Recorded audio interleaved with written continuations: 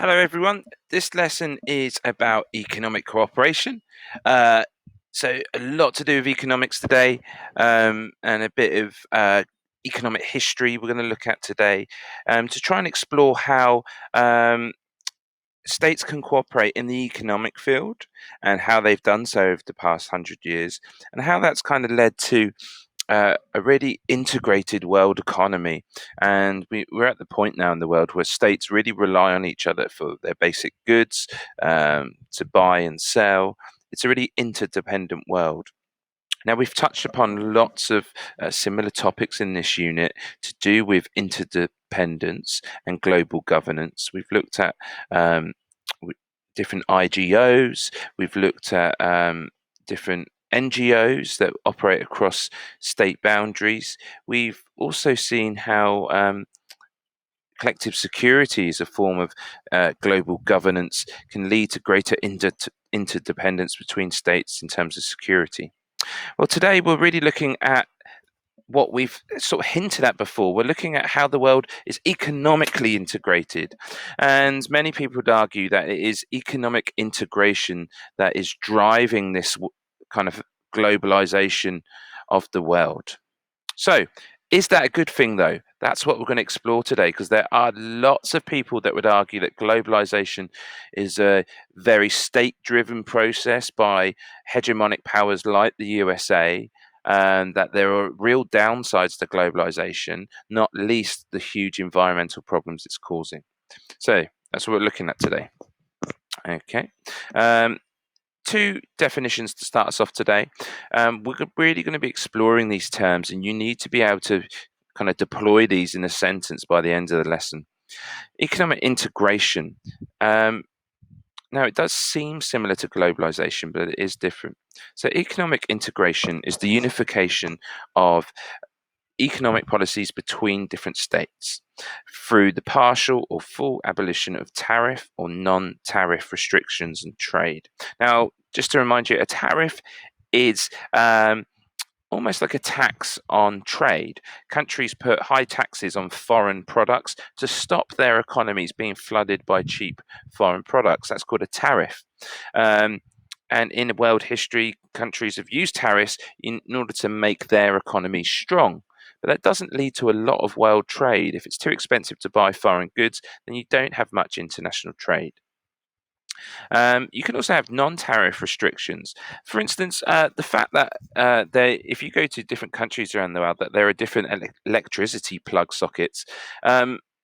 That's really annoying, especially when you're traveling, you have to take an adapter. But that's an example of a non-tariff restriction. It's preventing a company selling a good across the world because there's so many variations in laws and regulations. Laws and regulations would be considered a non-tariff restriction. So economic integration is about getting rid of all those tariffs and non-tariff barriers. So states slowly integrate with each other. That doesn't imply economic globalization. That could just be between two states. But it can encourage economic globalization. So that definition is the development of transborder and transnational economic structures, almost like economic global governance that operates across boundaries. And we could argue the world is like that today. So, yes, we have said the world is very interdependent today. How so? Well, lots of ways, but the evidence is clear. If you look at the supply chains of companies and economies, they are deeply connected.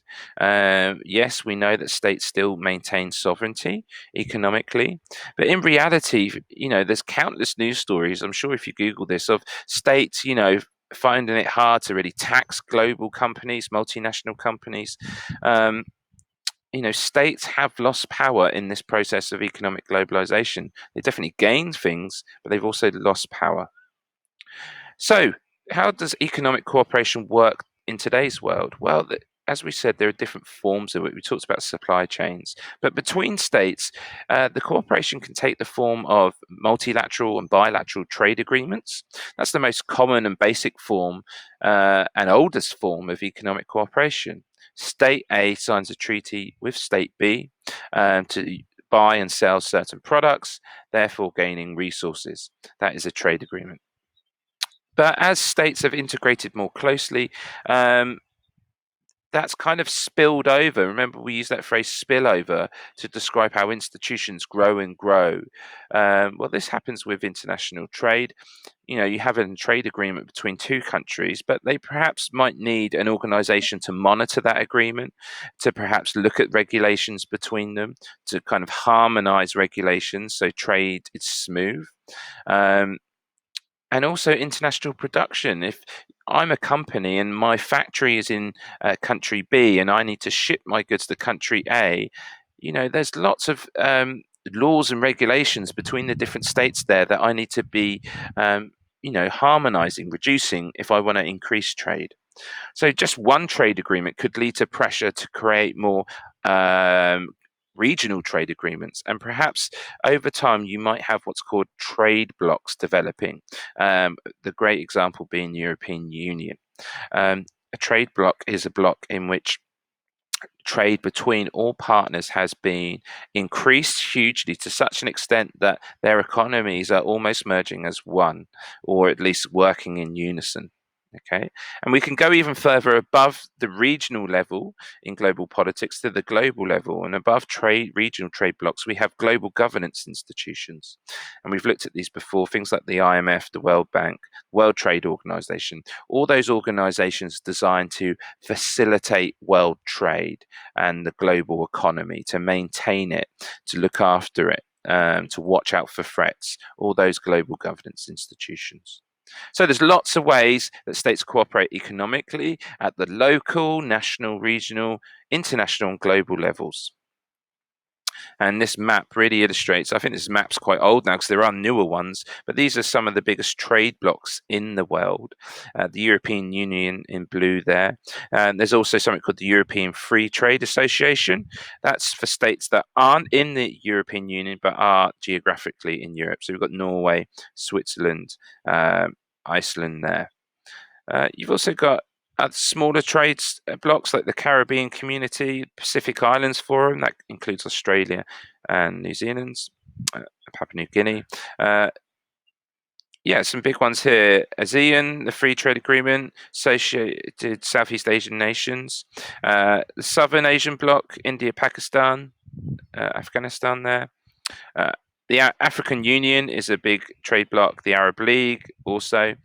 Um, NAFTA, or that's changed its name now. Yeah, so it almost looks like, if you look at this map, that the world is divided into trade blocks. Some are more closely integrated than others, like the European Union is very integrated, whereas things like the Union and South American nations, they perhaps distantly integrated. So, how did we get to this world in which all states are kind of working in blocks and in global institutions? Well, it wasn't always like this. Prior to the 1600s, you could argue that most economies in the world were based on feudalism. Um, if you don't know what feudalism is, I always conjure up images of medieval Europe, of castles and knights. That's part of the story. A feudal economy is one in which the main resource is food production, and it's control of that food production that gives people their wealth.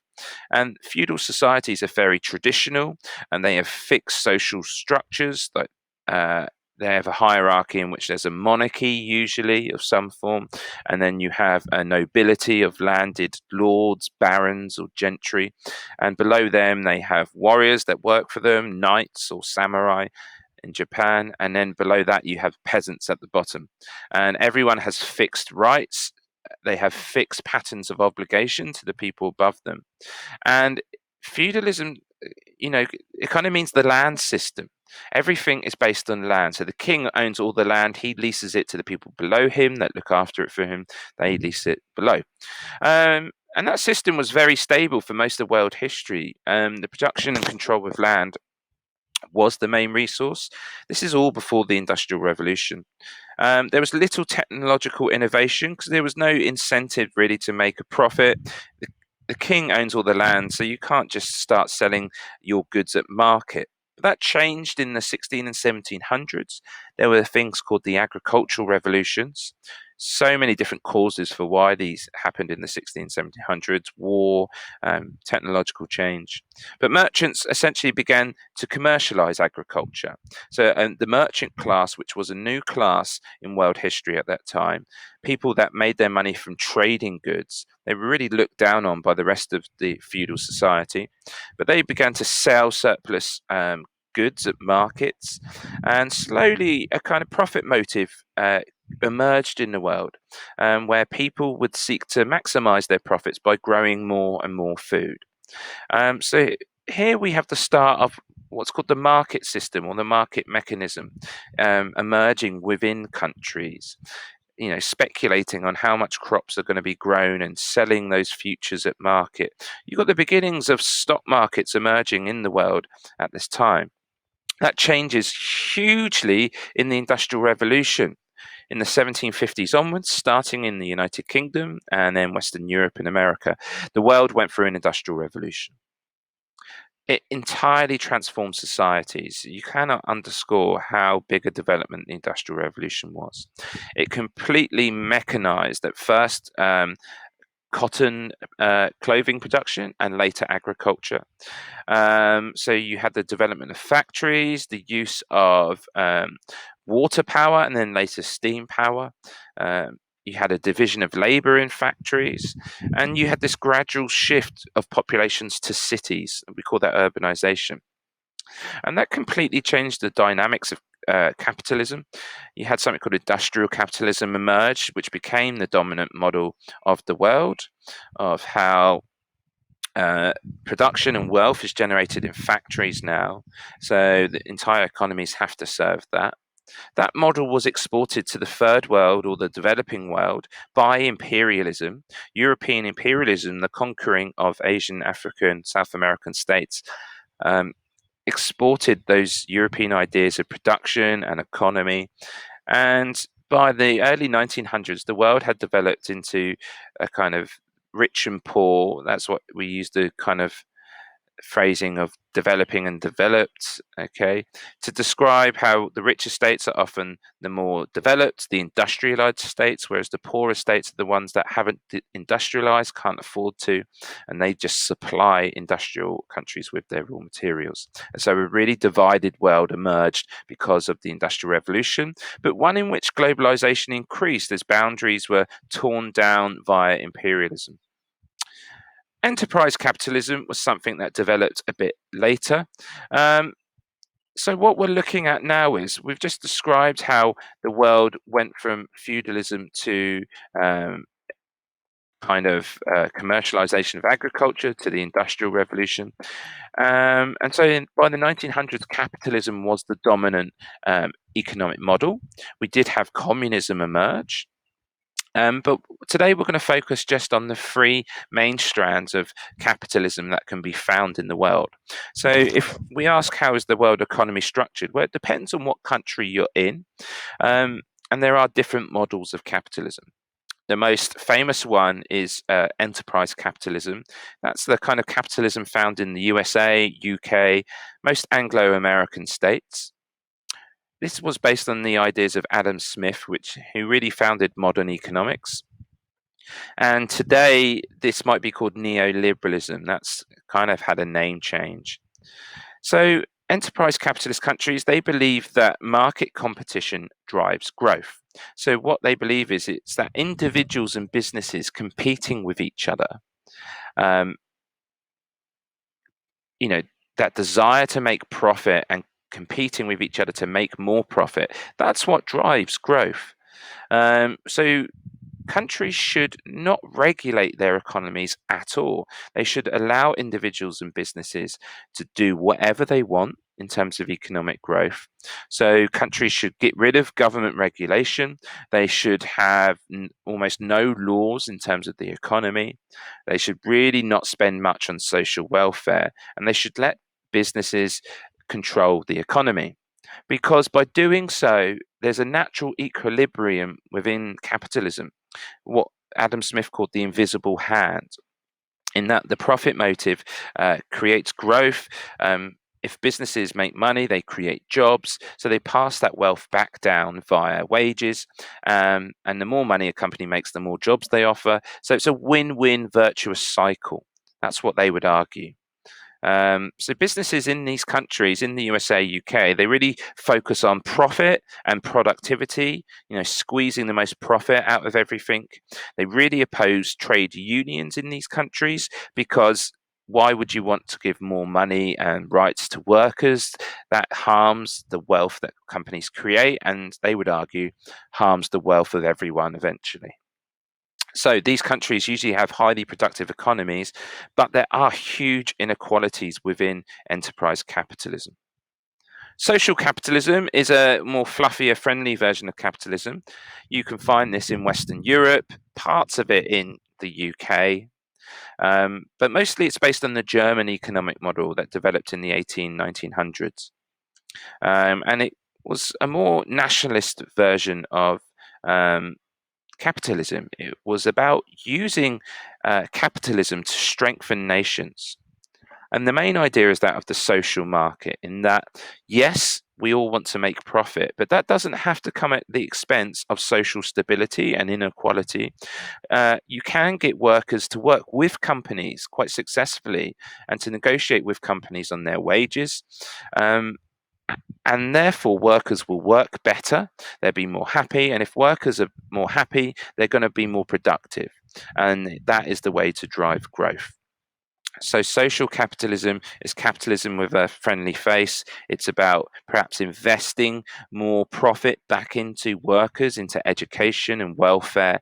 That looks after society, and if society is stable, the economy is stable. Uh, that's social capitalism. The last one is state capitalism. You'll find this today in really more authoritarian countries such as Russia, China, but also many Asian nations that have a more collective culture. Japan, Southeast Asia, they might have what's called state capitalism. Now, in this model, the state plays a really interventionist role. It's almost the opposite of American enterprise capitalism. Um, the argument against enterprise capitalism is that because you give business so much power, it can really lead to huge disruption in society, lots of unemployment, lots of social problems. And if you look at an American economy today, they do have many issues in terms of kind of educational outcomes, the cost of things. State capitalism is about using the power of the state to reverse the problems of capitalism. They were usually found in post World War II. Japan is probably the best example of this. Um, State capitalism can also be found in countries that really want to boost their economy after a major crisis. So, Japan after World War II, Russia and China after World War II, it was about using the power of the state to really fast track economic growth to get their countries back to where they were before the wars. Um, so it's about using state money to prop up industries, using state money to invest in research for the economy. These states really are highly regulated. They want to prevent certain business sectors from doing well, whilst they might promote others. So there's lots of state intervention in these economies. So for investors, you have to have cozy relationships with the government to really understand what to do. Um, these economies can have really high growth. If you look at China's growth over the past 20 years, it's huge, it's world leading. But they do have inflexible economies because businesses can't just make decisions on their own. They have to consult with government. They're often slow to respond to global issues. And employees have usually little or no freedom.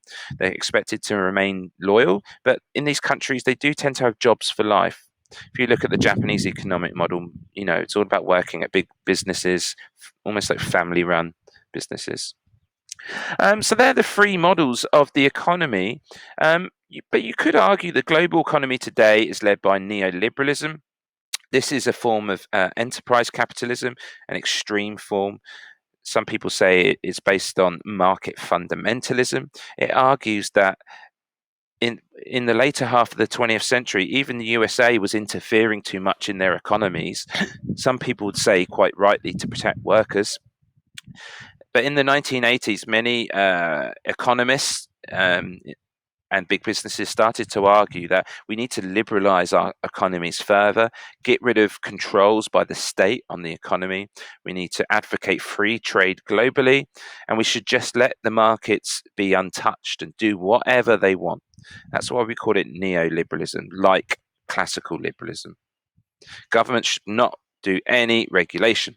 So that has led to fantastic growth in the 1980s, 90s, and 2000s of the US stock market and in the UK.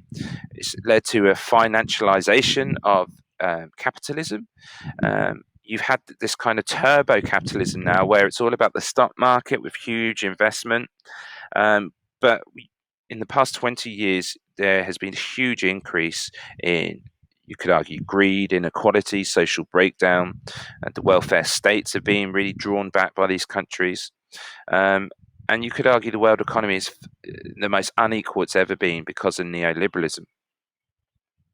So, how has globalization driven integration?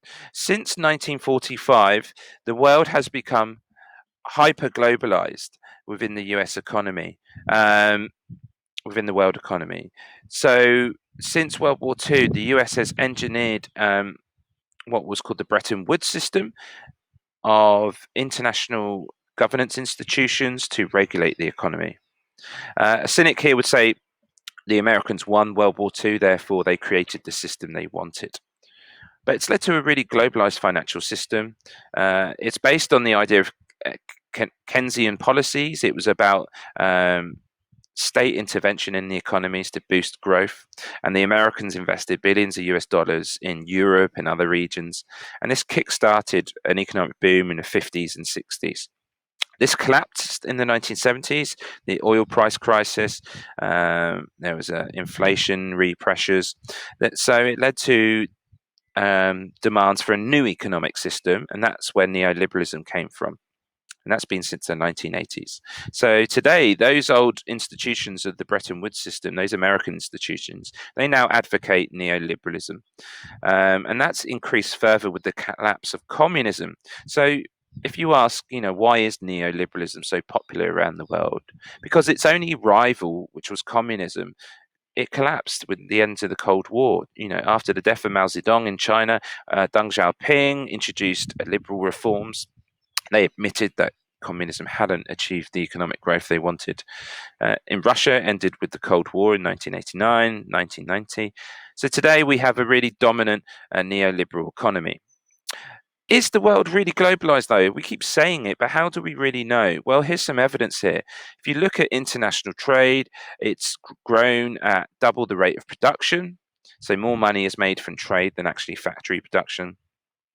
Exports have grown from 629 million to 7.3 trillion since the 1960s. That is huge. And if you actually look at world trade, a lot of the world trade today is within companies. So trade within Apple from China to America accounts for more trade than between some countries with other countries. So trade is really privatized, it's really globalized.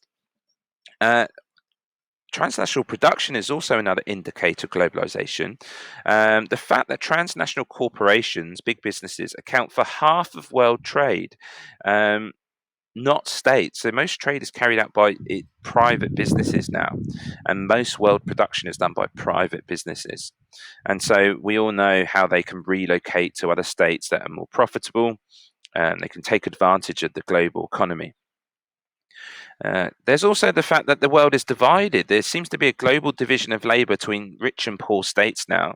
Neo Marxists have come up with this theory called world systems theory. They argue that globalization has created a divided world between the core and periphery. You have these rich nations dominating the poor other nations. I would argue that's kind of true. And the globalized financial system, if you look at currency trading in the world, 4 trillion US dollars are traded globally every day. So that kind of indicates how economies and state currencies are kind of traded around the world in a kind of the world's acting like it's one economy now. So, what has caused that? Well, realists would argue that this globalization is nothing more than a device used by the USA to achieve, economic dominance. Many would argue with that and support that. Actually, the US does have a disproportionate influence over the World Bank and global governance. The so-called Washington Consensus, that's these IGOs in the 1980s that pushed neoliberalism, it all benefited the US economy to the detriment of many other developing countries. So it's kind of the reason why China's developing its own banks and development banks, because America does dominate world finance. That's realistic to say. It's true. And why has it done that? Because realists would argue it's all about maximizing state power. Liberals would say no, states do want to maximize their power. That's true, but there are other reasons that has pushed globalization. Liberals would argue globalization is just a natural thing. Of course, states want to benefit their economies. It's natural that states are going to want to integrate, as that's the best way to grow their economies. Free trade is a good thing; it benefits everyone. So states naturally have globalized and integrated, and technology has driven that.